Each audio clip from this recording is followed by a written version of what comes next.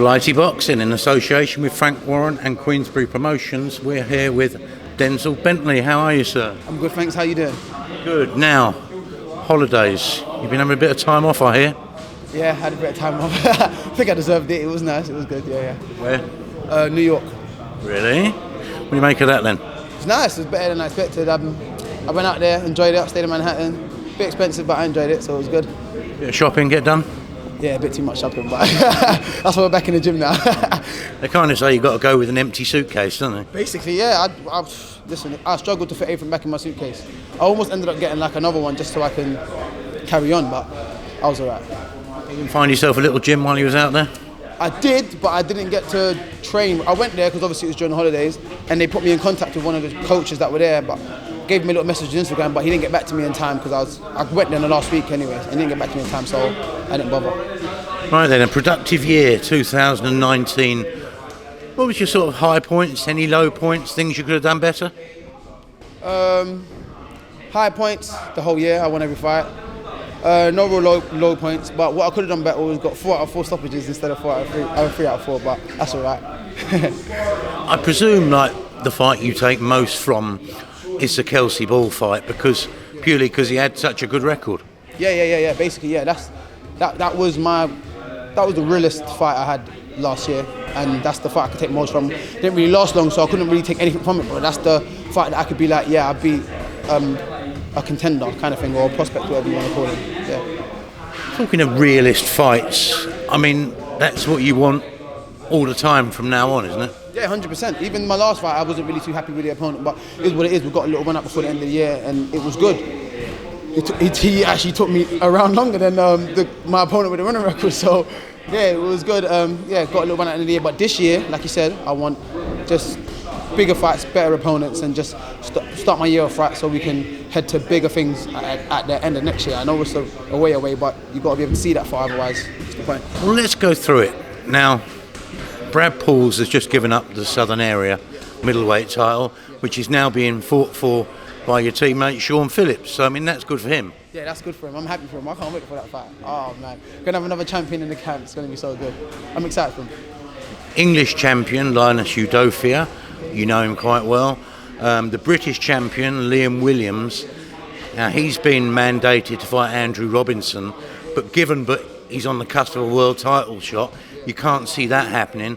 So is that something maybe you're thinking you might just be able to slip in there? Yeah, 100%. Well, with the British, I just don't understand why he hasn't vacated it yet. I think maybe he's just trying to wait till he's been called. His manager position has been called before he actually gets rid of it, just to make sure that he's got that position solidified, which makes sense. But at the end of the day, he's just keeping all of us waiting, like all the guys that are ready to fight for it on the come up. And obviously, it gets to a point where you just start saying his name and looking at him as an opponent, like looking at him like food, because he's just hanging about, and it's like, move on please, because we want our chance as well. And obviously you don't mean any disrespect to any of the guys that are in your weight class and stuff, but at the end of the day, if they're in the way of what you want to achieve, you're going to go for it. So it ends up with you calling his name or whatever, like let go, or I'm going to be forced to kind of step up to try and fight you. And that's the position I'm in right now, or I feel like I'm in anyway. It's interesting because I think you attracted Liam's attention towards the end of the year, and he didn't really like it, did he? No, he didn't. He bit on socials. That was funny. I was actually laughing. That's why it was so funny. But the maddest thing is, I saw him. We both fought at a couple of boxes at the end of the year, and I saw him, and then I went up to him. And I was like, no disrespect, but I was just saying what I feel, and if we end up fighting down the line, then it'll be a good fight, kind of thing. And he kind of was like, oh, whatever. But it's funny. It's good. It's good.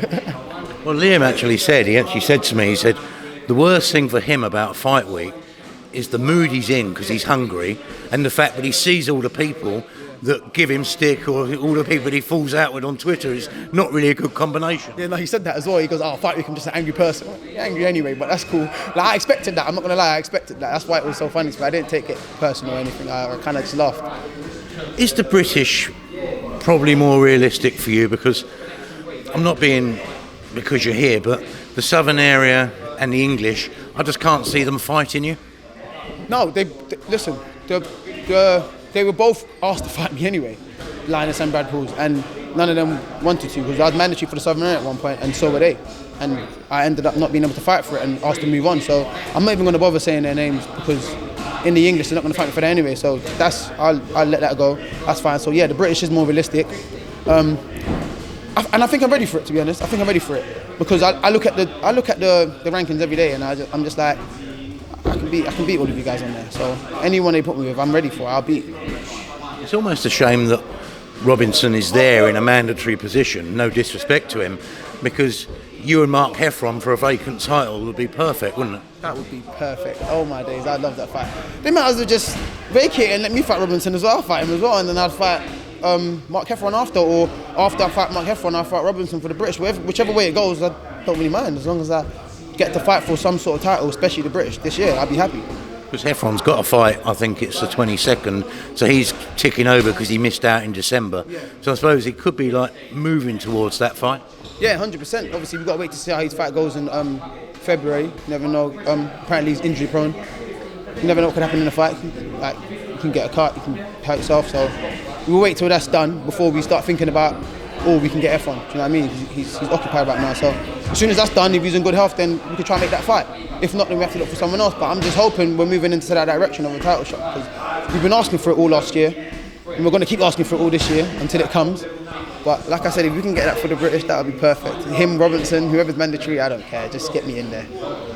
I've been talking about you to a couple of different people in the game recently, and I've asked them whether I'm being fanciful or a bit of a fantasist when I say, but your performances since seeing your debut have kind of reminded me of a young Nigel Benn. Does that ring true with you at all? It's funny because I heard that on one of the commentaries. When I fought Kelsey Board, I think John Rollins said that in the commentary. But the funny thing is, when I look at all the comments on YouTube, I've been compared to Deontay Wilder. Saying I don't know how to take that. I don't know whether spaghetti leg noodle. Yeah, I don't know how to take that. I don't know whether that's a compliment or an insult. But either way, I'm winning, so it's good. I think it's just because I'm knocking everyone out, same as Nigel Benn and Deontay Wilder. But if you was to ask me my style, I wouldn't compare myself to those guys. But to what it looks like, that's a fair comment, because that's how I've been fighting in every fight since.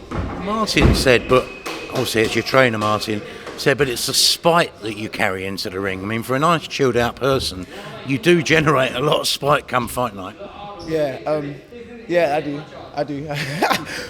I'm outside the ring, I'm chill, but like when it's time to go, I don't see you as, he's a cool guy. You're food, innit? You're just like you're an opponent. I need to hurt you. I need to get you out of there, or you're gonna hurt me. And if I wasn't born like that, I've been taught that throughout my life, and even in boxing especially. So like in boxing, I've been told be spiteful. Like growing up, like in my area, and like don't take nothing from no one. Like, be spiteful, but naturally, I'm just a nice, chilled guy. I don't think I'm a bad person, but obviously, like the things you learn and things you grow up on kind of give you that other side, which to me is a good thing because it's benefiting me now in boxing. Going back to Nigel Benn, how aware?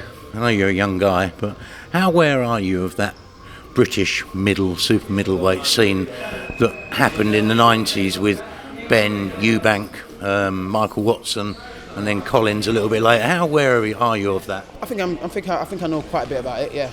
You watched much of it?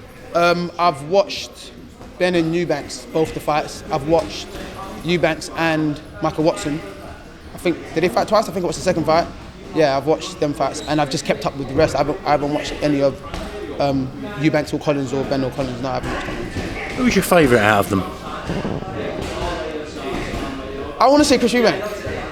Yeah, I want to say Chris Eubank. Yeah, I think compared to because obviously the Watson fight, he beat Watson, and obviously with Nigel Benn, he beat him and drew with him. But I just felt like he could box and bang, and I thought like if he has both, like what more could you ask for? He can box and bang. What a chin and a heart as well. And a chin and a heart. Like when he says that Warriors code stuff, like you believe it when you see him fight. Like he was actually like that. Do you know what I mean? But yeah, I think Chris Eubank. Yeah.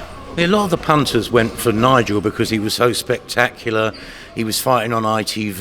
He was banging people out. My personal favourite was Michael Watson. What a technician he was. Yeah.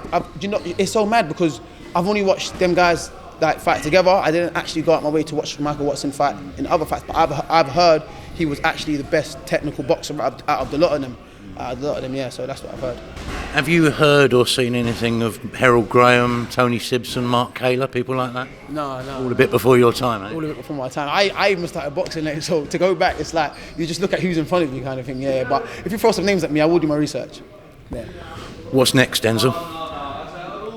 A title. That's all I want. That's all I'm asking for. Just a title. Have you had word as when you're going to be back out again? Yeah, should be back out in April. Looking for a title fight. Hopefully it comes through and we can start the year with a nice little belt. Potentially, we're hearing, but there could be a tasty little heavyweight fight in April involving a good friend of yours. Yeah. I've heard so much. To be on that one? I'd love to be on that card. That would make everything better. If I'm on that card for a title as well, that would be amazing. Denzel, thank you as always. Best of luck, mate. Thank you. Take care. Thank you.